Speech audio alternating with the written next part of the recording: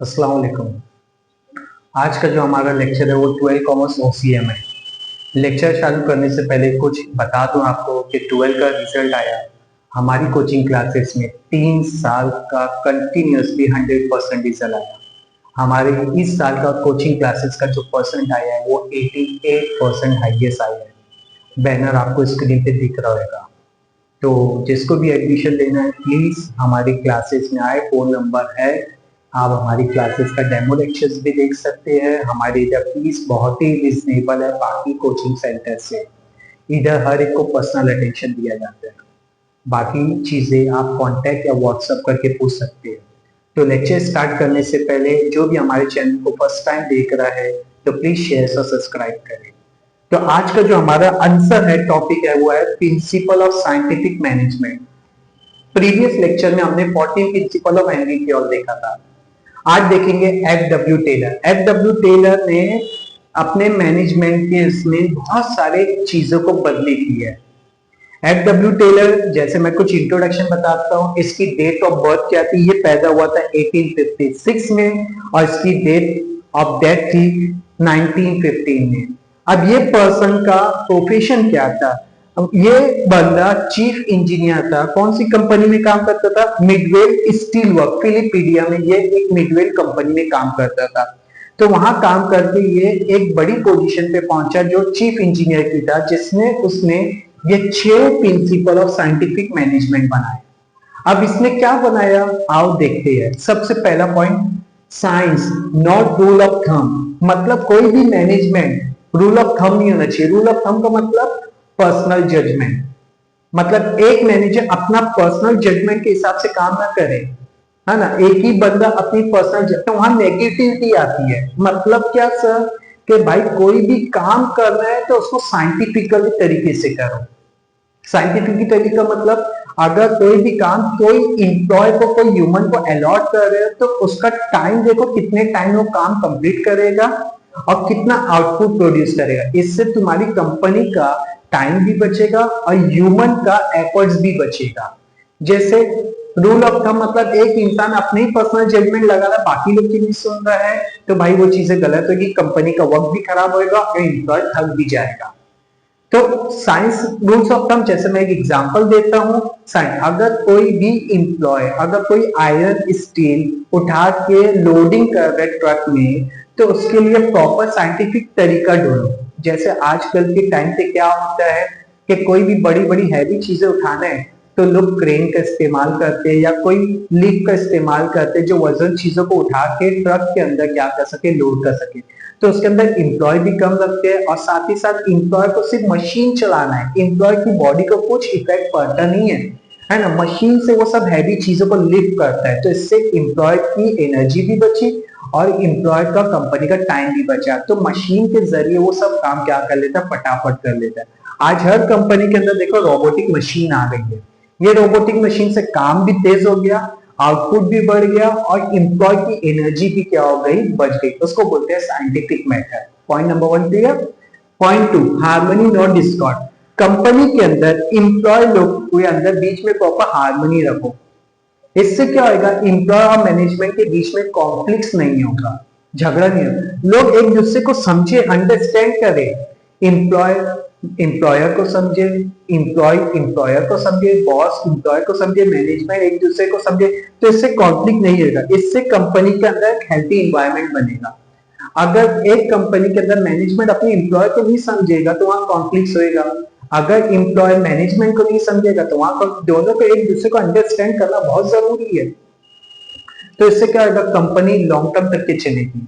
आज major company अपने employ को लेके चलती है कि भाई मालूम है कि एम्प्लॉय के ऊपर वर्कलोड रहता है, तो उन लोग क्या करते हैं, उनको समझते हैं। इसलिए कोई भी कंपनी में आज जाता है जॉब के लिए तो वो बोलते हैं we are family, we are family बोल के बहुत काम निकालते हैं लोग से, है ना। लेकिन वो बात अलग है, छोड़ो, अभी आते हैं हम पॉइंट पे। तो एक दूसरे को समझना बहुत जरूरी है। कंपनी के अंदर एम्प्लॉयर और एम्प्लॉय का रिलेशन हेल्दी होना चाहिए तो ही कंपनी अच्छे से चलेगी। अगर दोनों के रिलेशनशिप अच्छा नहीं है, दोनों के बीच में प्रॉपर हार्मनी नहीं है, एक दूसरे को समझते नहीं है, तो भाई वो कंपनी कभी भी लॉन्ग टर्म तक के चलेगी नहीं। वहां कंपनी कभी ना कभी ताला लग ही जाएगा।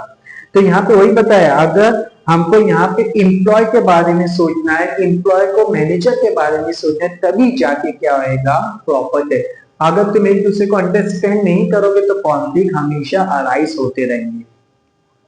मेंटल रिवॉल्यूशन मतलब हर एक कंपनी के अंदर के एम्प्लॉय और मैनेजर दोनों को अपना एटीट्यूड एक दूसरे की तरफ चेंज करना है। एम्प्लॉय को ये नहीं सोचना है कि भाई मेरी वजह से सिर्फ कंपनी चल रही है, मैनेजर को ये नहीं सोचना है कि मेरे वजह से कंपनी चल रही है, वो दोनों का एफर्ट्स लग रहा है भाई, तभी कंपनी चलती है। एम्प्लॉय समझता है कि मैं सब काम करके दे रहा हूं, ऐसा नहीं होता। मैनेजर सोचता है मैं सिर्फ स्ट्रेटेजी बना रहा हूं, मेरी वजह से प्लानिंग अच्छी हो रही है तो कंपनी चल रही है। नहीं भाई, तुम प्लानिंग कर रहे हो तो दूसरा मेहनत करके तुम्हारी प्लानिंग को क्या कर रहा है, कंप्लीट कर रहा है, मतलब काम करके दे रहा है। नहीं तो दोनों एक दूसरे को एटीट्यूड नहीं बदलेंगे तो ये कंपनी के अंदर क्या रहेगा, एक दूसरे के बीच में जलन रहेगी। कि मेंटल रिवॉल्यूशन दोनों के बीच में ये रहना चाहिए कि दोनों एक दूसरे की जरूरत है। सिर्फ एम्प्लॉय के बेस पे कंपनी नहीं चलती, ना सिर्फ मैनेजर और मैनेजमेंट के बेस पे कंपनी चलती है, बोथ नीड ईच अदर, दोनों एक दूसरे की जरूरत है। सच में तो बोथ शुड रियलाइज, दोनों को ये मालूम होना चाहिए इक्वल इंपॉर्टेंस, मेरी भी इंपॉर्टेंस है। अभी जैसे कहीं पे एक बिल्डिंग बनती है तो इंजीनियर आके बिल्डिंग का डिजाइन बनाता है, आर्किटेक्चर डिजाइन बनाते हैं, फिर मजदूर आते हैं उसको वैसा डिजाइन करते हैं, ना कि इंजीनियर खुद ही फावड़ा लेके उतर जाता है, खोदना चालू कर देता है। दोनों को इक्वल इंपॉर्टेंस है। इंजीनियर को भी मालूम है कि भाई मजदूर के बिना बिल्डिंग नहीं बनेगी, अब मजदूर को भी मालूम है कि भाई इंजीनियर के बगैर हम बिल्डिंग बना नहीं, क्या वो डिजाइन करते हैं, मेजरमेंट लेता है, एक्चुअल नाप लेता है, रूम कितना निकालना है, टॉयलेट बाथरूम कितना निकालना है, हॉल कितना बड़ा निकालना है, स्पेस सब पूरा देखता है वो। तो दो बोथ नीड इक्वल इंपॉर्टेंस, ये दोनों को मालूम होना जरूरी है।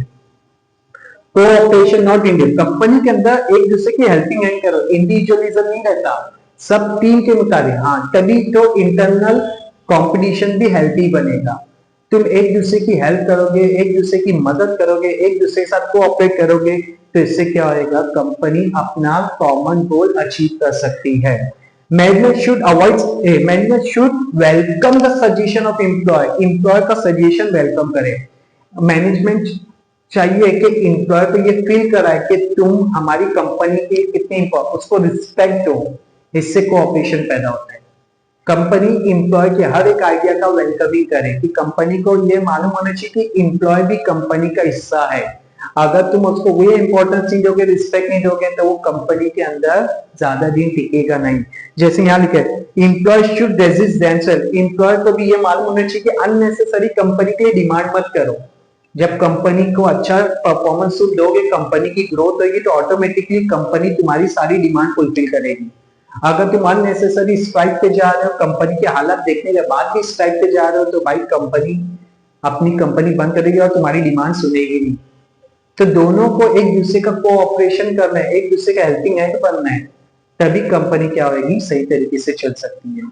डिवीजन ऑफ रिस्पॉन्सिबिलिटी, एम्प्लॉय और मैनेजमेंट को ये मालूम रहना चाहिए कि भाई प्रॉपर डिवीजन ऑफ रिस्पॉन्सिबिलिटी होना चाहिए। टॉप लेवल वाला सिर्फ प्लानिंग एंड प्लॉटिंग करेगा, मिडल लेवल वो प्लान को एग्जीक्यूट करने के लिए क्या करेगा, स्ट्रेटेजी बनाएगा, फिर लोअर लेवल वाला वो पॉइंट वो अपने अपने डिपार्टमेंट के अंदर जो पॉलिसी बनी है उसको एग्जीक्यूट करेगा। तो सब कोई अपना अपना काम बांट लिया। टॉप लेवल वाला कंपनी की हर प्लान और पॉलिसी बैठ के बनाते रहते हैं, फिर वो मिडल लेवल को देता है। मिडल लेवल वाला वो प्लान को अपने डिपार्टमेंटल हेड के हिसाब से वो क्या करेगा, प्लान बनाएगा और उस प्लान को अंजाम देगा। फिर वो काम किसको देगा, लोअर लेवल उसको डील के हिसाब से काम को क्या करेगा, कंप्लीट करता रहेगा। तो हर पर्सन को अपनी जिम्मेदारी मालूम होना चाहिए। Development of employer and employee for greater efficiency and maximum prosperity. अब इसका ये मतलब होता है कि कोई भी बेस्ट परफॉर्मेंस कंपनी का जो रिजल्ट आता है वो किसके हिसाब से आता है, दोनों की मैनेजमेंट की प्लानिंग और एम्प्लॉय की एफर्ट्स, है ना। दोनों जब बेटर, ये कंपनी के मेन असेट्स होते हैं। एम्प्लॉय अच्छी स्किल वाला रहता है, एम्प्लॉय टैलेंटेड रहता है, एम्प्लॉय के अंदर पोटेंशियल रहता है, तभी कंपनी बेस्ट परफॉर्मेंस का अवार्ड जीतती है। तो कंपनी कैसे इनको बेस्ट बनाती है, कंपनी इनको ट्रेनिंग देती है, डेवलपमेंट होता है, ट्रेनिंग एंड डेवलपमेंट बहुत जरूरी होता है, जिसकी वजह से कंपनी की प्रॉफिटेबिलिटी ग्रो होती है, कंपनी के अंदर ग्रोथ होती है। अगर कंपनी इनको ट्रेनिंग ना दे तो इनकी पोटेंशियल, इसकी स्किल डेवलप नहीं होगी। तो यहाँ पे वही चीज है, एम्प्लॉयर और एम्प्लॉय दोनों की मेहनत लगी है। एफिशिएंसी आता है ग्रेटर के मतलब जितना अभी कंपनी एम्प्लॉय के ऊपर इन्वेस्ट करती है, ट्रेनिंग देती है, उसको सिखाती है, उसको काम सिखाती है, तभी एम्प्लॉय उतना क्या करता है, कंपनी को प्रोडक्शन देता है, सेल करके देता है, तभी कंपनी क्या होती है, बेस्ट परफॉर्मेंस अवार्ड जीतती है। तो उसको बोलते हैं डेवलपमेंट ऑफ एम्प्लॉय। एम्प्लॉय के अंदर भी डेवलपमेंट लाओ, एम्प्लॉयर का भी लाओ, तो इससे मैक्सिमम ज्यादा से ज्यादा कंपनी क्या होगी, ग्रो करेगी। तो ये था आज का हमारा आंसर। इसका नेक्स्ट पार्ट जो है वो हम नेक्स्ट वीडियो में बनाएंगे। तब तक के लिए बाय।